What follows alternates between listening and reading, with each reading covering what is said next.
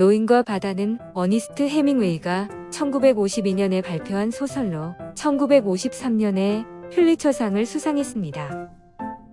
이 소설의 배경은 쿠바로 자주 놀러가던 해밍웨이가 알고 지내던 쿠바인 어부 그레고리오 푸엔테스가 실제로 겪은 이야기를 토대로 새롭게 창작하여 집필했다고 합니다.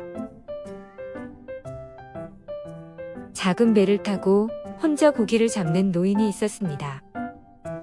노인은 언제부터 고기잡이를 시작했는지 기억할 수도 없을 만큼 오랫동안 고기잡이를 해왔고 마을 사람들 사이에서 고기잡이에 대해서는 전문가라고 알려져 있었습니다.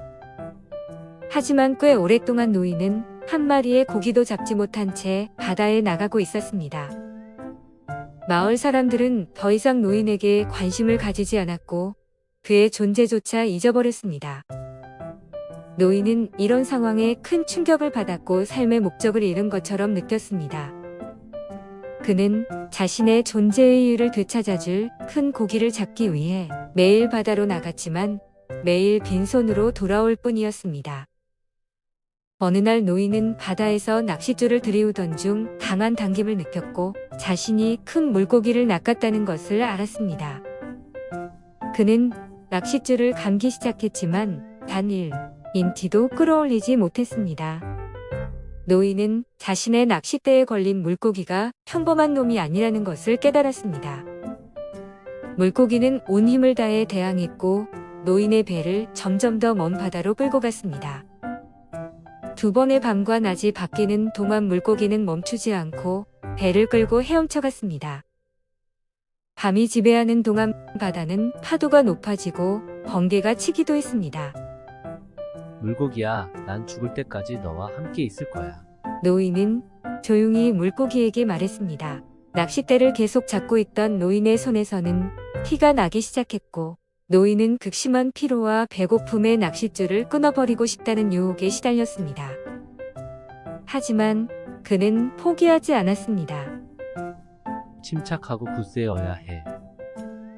인간은 패배하기 위해 태어나진 않았어. 인간은 파괴되어 죽을 수는 있지만 패배할 수는 없어. 라며 스스로에게 주문을 걸었습니다.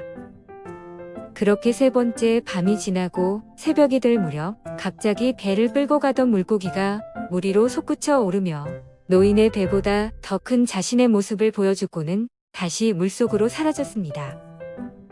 그렇게 큰 물고기는 평생 물고기를 잡아온 노인도 처음 볼 만큼 아주 컸습니다.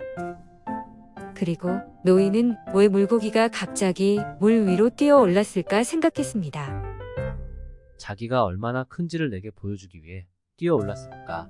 아무튼 이제 난 내가 잡고 있는 게 어떤 놈인지 알게 되었어. 나도 물고기에게 내가 어떤 인간인지를 보여줄 수 있다면 좋을 텐데. 하지만 그렇게 되면 물고기는 피가 난 내 손을 보게 되겠지. 물고기에게는 내가 실제보다 더 강한 인간이라고 생각하게 해야 해. 그리고 어쩌면 나는 내가 생각하고 있는 것보다 더 강한 인간일지도 몰라. 그리고 난 그렇게 될 거야. 그리고 며칠의 시간이 더 흐른 후 노인은 마침내 물고기를 잡는 데 성공했지만 곧 배고픈 상어떼들이 달려들어 노인이 잡은 물고기의 살점을 모두 뜯어 먹어버리고 맙니다. 결국 노인은 거대한 물고기의 뼈만 가지고 집으로 돌아옵니다. 마을 사람들은 지금까지 보지 못한 너무나도 큰 물고기 뼈에 놀랐습니다.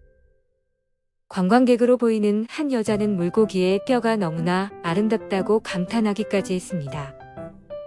긴 시간 동안 잠도 자지 못하고 물고기와 사투를 벌인 노인은 자신의 오두막집으로 돌아가 깊은 잠에 빠졌습니다. 그리고 노인은 사자의 꿈을 꾸었습니다. 이야기는 여기까지입니다. 그리고 우리는 스스로에게 질문을 던져보아야 합니다. 왜 노인은 물고기를 잡지도 못하면서 매일 바다로 나갔던 걸까요? 과연 노인은 물고기를 잡기 위해 바다로 나간 것일까요? 그리고 우리는 왜 아침 일찍 일어나 학교로 직장으로 가는 걸까요? 어쩌면 우리는 우리가 생각했던 것보다 더 강한 존재일지도 모릅니다. 그리고 또 어쩌면 우리는 그렇게 될 수도 있을 것입니다. 지금까지 해밍웨이의 노인과 바다였습니다.